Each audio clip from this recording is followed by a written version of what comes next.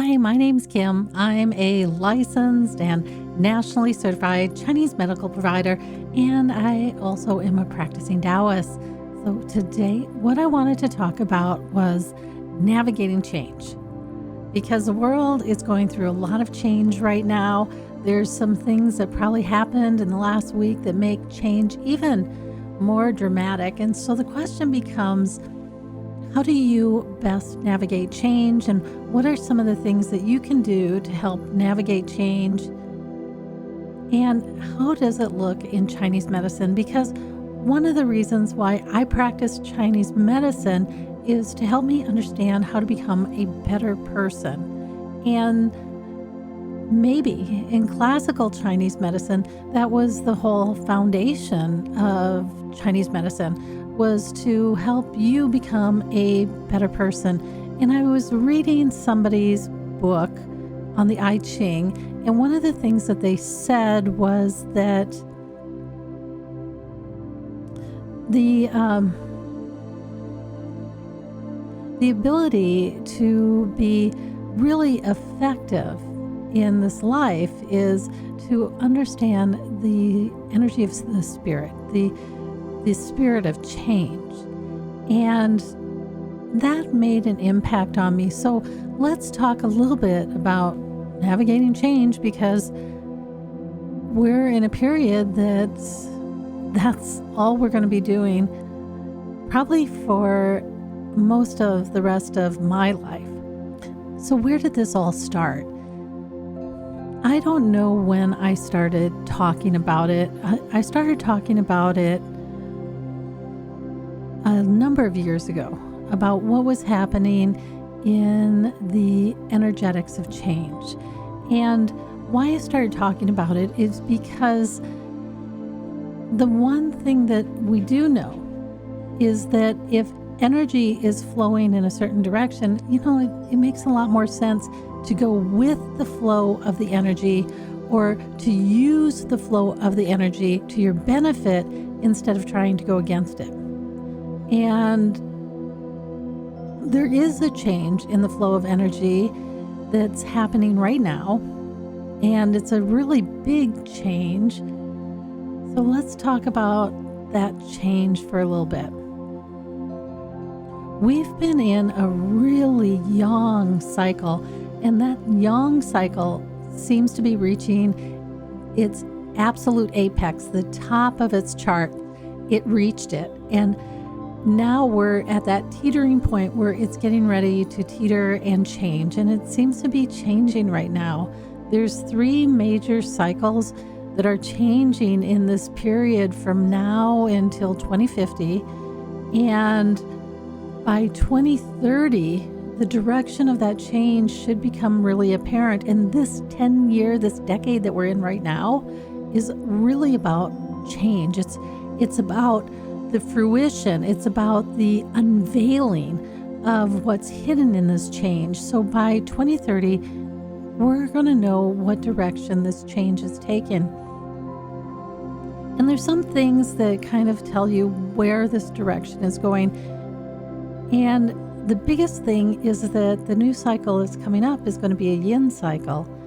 So what's the 2 differences between yin and yang? And I think about that a lot. When I went to school, the whole last 2 centuries were about manifest destiny. We're about us reaching out and learning how to use the world to our benefit and gaining benefits and wealth from the world. As that cycle gets more and more yang, it becomes an issue of using too much of the world with, I guess the word you could use is impunity, using too much of the world with impunity, and becoming indifferent to the plight of other people, other sentient beings, just other things on the planet, and very absorbed in our own enjoyment, our own self-satisfaction. So that's a very, very yang expression. And when you are reaching out to the ultimate expression of yang, that is going to become a more and more extreme expression. And we can see that with some of the wealth that has been cropping up over the last 20 years. When we're looking at this really, really yang cycle, the key word that I always think of is manifest destiny and totalitarian societies and authoritarian societies. So this is changing right now, and it's changing to more yin cycle. Yet why is this closing so dramatic? Because it is dramatic. There is just so much civil unrest. There's just so much emotional, physical, verbal unrest in the world. Every time we turn around, there's some major catastrophe happening in nature. So there's a lot of unrest going on. And one of the things that I noticed that was very unique about what's happening right now is it's just not one cycle that's closing. There's 3 major cycles that are closing, and there's probably more. I'm pretty much I study the I Ching, I study Chinese astrology, I study Taoism, I study Chinese medicine, and yet I'm just a baby at this. So what I understand of the cycles and everything, I know of 3 cycles, major cycles that are closing right now, and there's, again, probably more. So if there's just one cycle that was closing, yeah, we'd be going through change, but it wouldn't be so dramatic. With 2 cycles, it becomes more dramatic, but 3 cycles is quite a bit. And I think that's why we're seeing this closing being so dramatic. It's like the last fight of the lion. It's the last fight as they struggle for relevance. So what does this change mean? And that was the other thing that I was wondering is, so now we're changing from a really yang where we're really self-absorbed.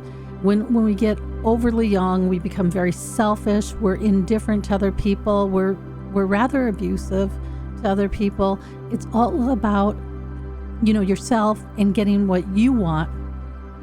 And we're starting to move into a more yin cycle where working with other people, taking other people into consideration becomes more important, and taking the whole situation in and trying to work within the boundaries becomes more important. And so I had to think about that. What does that mean? And so here's some thoughts on it, because I'm looking at this younger generation and early 20s down to about 14. There's this generation of kids that I really find it fascinating to watch them because they know who they are. They're very sure of who they are as a person, and yet they also flock together like birds. So if one takes off, they all take off. They flock together like birds, and they're all going in the same direction. And that I found really, really different. And so what I found interesting about that is that sense of self, that sense of being comfortable with who you are, knowing who you are. That seems to have come from this very, very young period in these last 2 centuries where we were reaching out, we were trying to identify ourselves in the world. So if anybody of you have been watching my channel, I'm dealing with the acupuncture clock right now and how we grow as a psycho-emotional individual. And initially, we are learning all our behaviors and our interactions and our beliefs and our thoughts in our family of origin. And then we reach out and we start interacting with the world. And through that interaction, we start learning what we can and we can't do in the world. So we go out and we interact with the world and start to learn what works and what doesn't work. And And that can be a really confusing time because there's going to be a lot of things that you find out do work and doesn't work. And so, so I think when we look at what happened in these last 2 centuries, it was that period of trying to figure out how we work in society, what works and what doesn't work. And then we're going to start moving into incorporating everything that we learned to make our world better, right? So after we've interacted with society and we've learned which of our behaviors work, which don't, we kind of know who we are. What we do is we might modify some of our actions, we might modify some of our behaviors in order to work better in society or in order to accomplish whatever the goals are. And it seems like that's kind of the period that we're moving into right now as this younger generation is now taking what they learned about being an individual, about identifying as yourself, and then being strong enough to work together with others. And I bring that up because in order to work with others, you have to be comfortable with yourself. You have to believe enough in yourself where you're not taking everything personally, or you're not confused over what's happening, or you're not feeling all this anxiety because you're interacting with these people. In order to work with someone, you have to love yourself, because that's the only way that you can have empathy with another person. And so, that's what I was thinking about when I was looking at this really young period of manifest destiny of the last 2 centuries. It was like that period where we're out there trying to figure out how we work with the world and how the world works with us. And now we know who we are. We've figured out, we've got feedback on what's working and what's not. And we're going to take that feedback and we're going to use it to make our world a better place. And I think one of the things that I saw, especially in this 14-year-old range, is they're really comfortable with themselves. And they've learned in their interactions with others, they already have a lot of empathy. So they accept all sorts of differences. And they try to figure out how to incorporate all these differences into the world. Now, that's pretty important, right? Because what causes the most conflict is when someone feels like they can't participate in the world, that the world as it's defined right now doesn't have a space for them.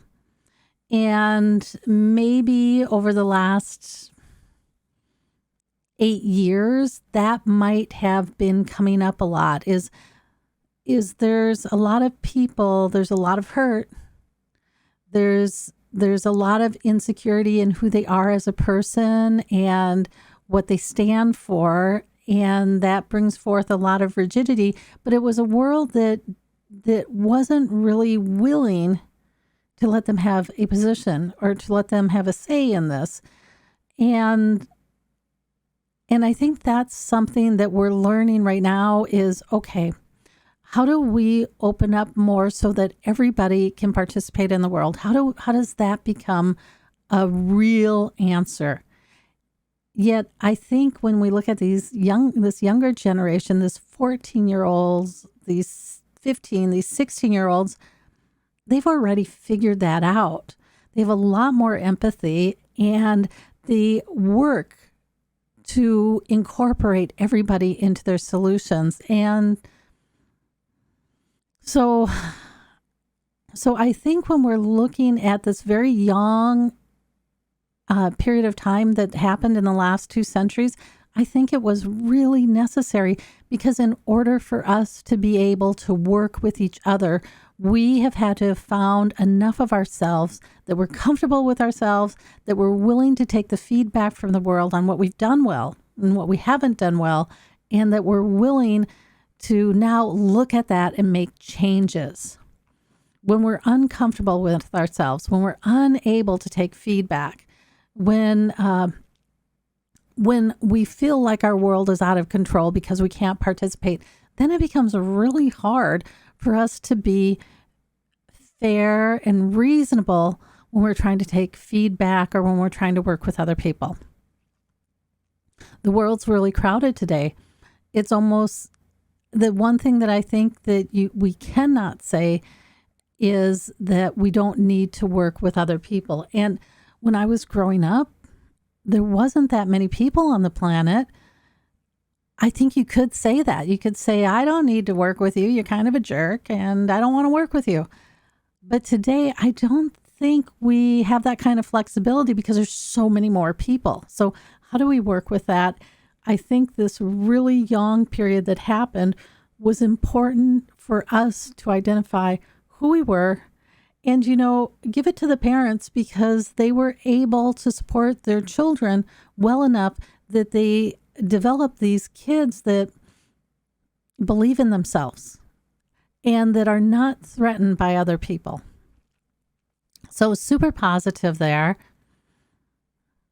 Now there's another side of this. So we know where we're at now. And the question becomes, how do we navigate this? What are we navigating to? And I think we're navigating to this significant change where we start learning to incorporate everything that we've learned into our solutions. And we start learning how to work with the planet, with others, and we start showing empathy to the planet and to others. Well, let me tell you about a couple things. So, I like looking at Chinese astrology. It's quite complicated, yet being that I do Chinese medicine, what the heck? Let's at least try to understand Chinese astrology. And so that's what I've been doing. And one of the things that came up for this year was that there's going to be changes in finances and there's going to be a lot of support for the environment. And we're seeing that happening. We're back in the Paris Accord. But, I'm listening to the news and 2025, the expectation is that we are going to start migrating our planes to a hydrogen engine. And you saw that there was legislation that cars need to be electrical by 2035. Well, to make that even more amazing, there's a number of manufacturers that have said, hey, we're just going to jump right over that electrical thing and we're going to go to hydrogen cars. I'm kind of excited to see what would a hydrogen car look like.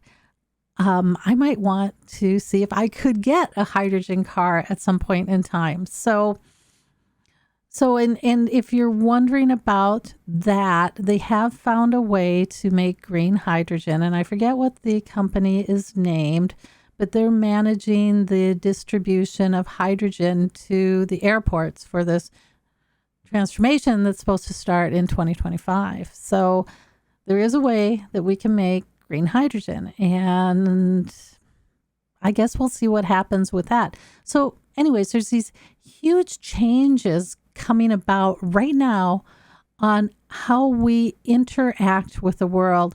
And they're coming about because we're starting to go, what we're doing right now, it's not the right answer. And we need to find a different way of managing this. I really like seeing what Norway's done with their houses and how they're really building them green to a totally different level than what we're doing here. And so we're seeing that a lot of people are changing how they're interacting with the world. What does this mean for you? So I'm watching Chinese astrology because I'm wondering, where is the energy going? Because in order to navigate change, you want to kind of understand where you're going. And one of the things that seems to be coming up is that we are going to start going through these major transformations. We're in this major transformation right now where we're changing how we interact with the world. We're changing how we think about the world. We're changing our empathy with the world. We're changing our empathy with others. And what that means is you see there's a subset of people who are suddenly really motivated to start working on themselves and start understanding themselves better, because by understanding themselves better, they can start to hear the stories that have been literally putting up blocks to their life and stopping them from participating 100% or fully in the life that they're living right now. So you can see this change is wrapping around not just what we're seeing in the external world, but you're seeing there's a group of people that are really working to change what is going on inside of them. And so in Chinese medicine, you've got Chinese astrology. What's neat about Chinese astrology is it shows you the direction that change is going. It shows you the direction of energy. And when I think about energy, I think about energy as maybe a stream. Think of it as a stream or a river. And you're in this stream, you're in this river, and you have things that you would like to accomplish. And by understanding which way the river's flowing, you can use the energy of the river to help you and to aid you to get to where you want to go. So let's say you're in this stream and you're floating downstream and you're like, oh crap, I left something 100 yards up. I need to get back up 100 yards and pick that up. Well, you can turn around and start trying to swim against the stream and get absolutely nowhere and still get pulled further and further downstream and, exhaust yourself and drown. Or, and not that you're going to drown, but, that's just kind of an analogy of what could happen. And otherwise you could say, well, I'm floating downstream. I'm going to try to go a little bit sideways with this current so I can land on shore. And then I'm going to pull myself up. I'm going to walk back down the 100, 150 yards to pick up whatever it is that I left on shore. So that's one way you can use it. And so the concept of looking at astrology is the concept of where are the energetics going and how do I move with them? And the energetics have been marking a significant change. And next year, there's this overwhelming this overwhelming statement that next year things are going to settle down and calm down even more. The energy of next year is more about setting up a foundation, of setting an environment up to start working with each other. Look at energy to understand what it's bringing forward. Figure out how to swim with the current instead of against the current.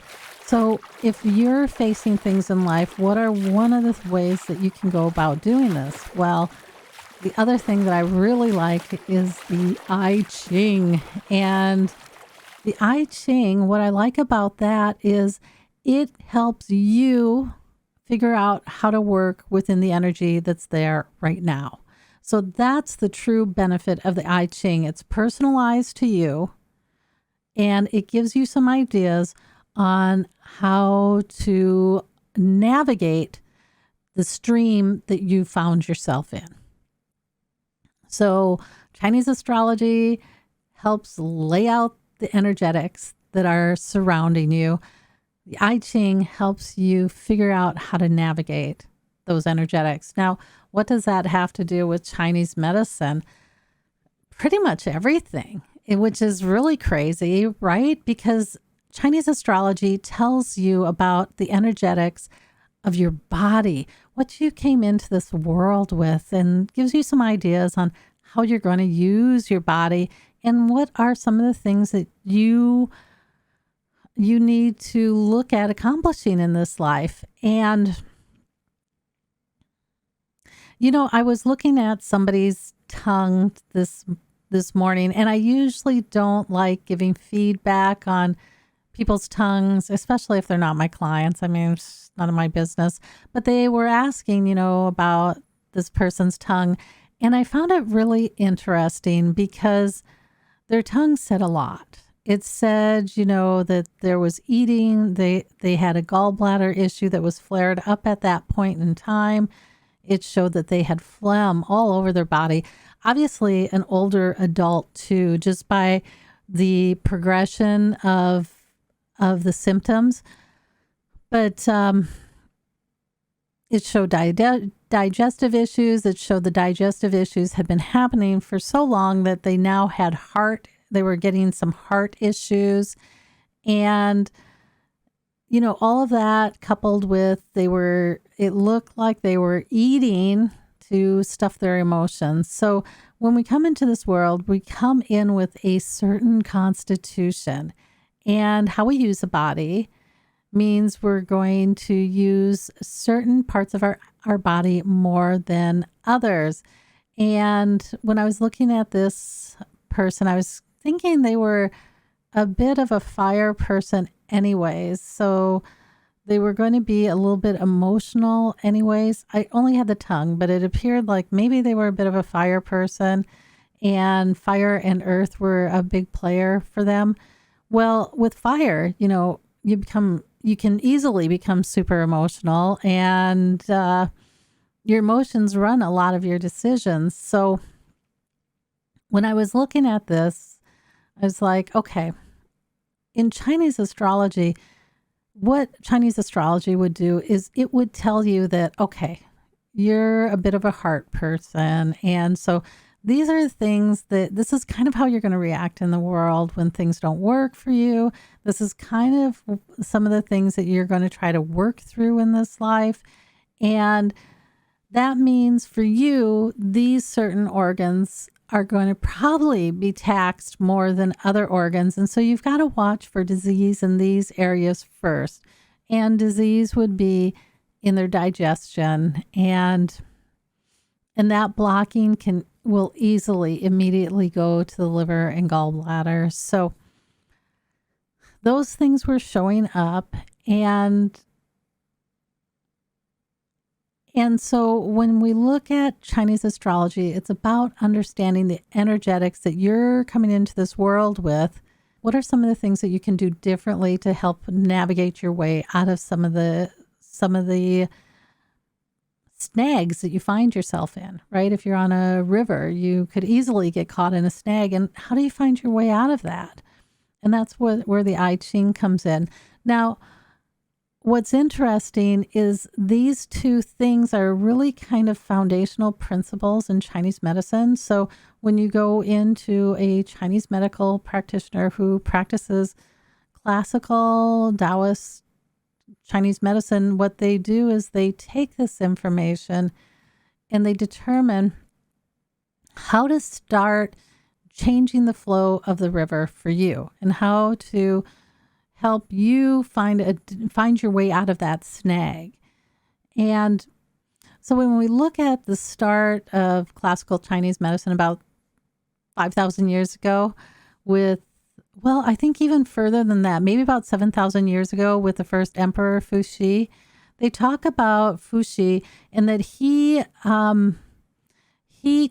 tamed the waters so that the delta there stopped flooding. And how he did that was by building irrigation channels to help the flow of water go in different directions. They say his father tried to stop the flooding by building dams and bridges, and that his building of dams and bridges went against the wuxi, went against the five elements. And by going against the five elements, he created misfortune. He ended up, I guess, in jail for the rest of his life. But his son was granted the mantle of heaven. And instead of trying to dam up and control the waters, he worked with the waters to change the flow.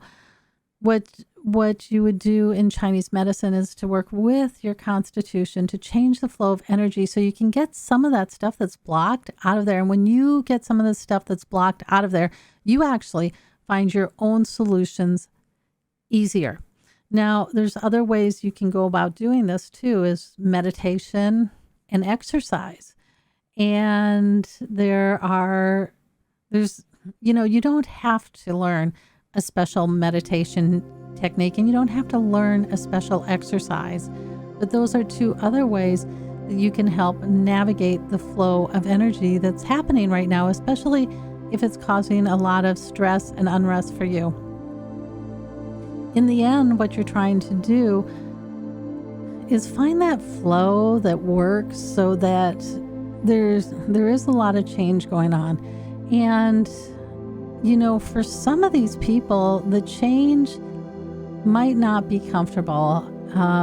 They might find what they're going through right now really trying, and they might see that the outcome's not going to be very positive for them. And so just because you're working on changing, that you're working on improving yourself, doesn't mean that everything that you've created up to this point, that just suddenly stops. You're going to have to work through whatever it is that you've created up to this point. And some of it is you're just going to have to you're going to have to experience it and go through that. And hopefully by, working really hard on yourself, by understanding the energetics of what was created, you're able to find your way through whatever's going on in your life. And I think that it's going to last until I pass, and that I might start seeing where this is going towards the end of my life.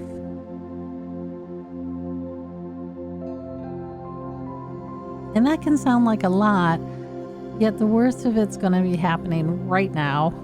And by 2030, we'll see where the direction is. We'll know for sure where we're going. And the question is, are you willing to make changes?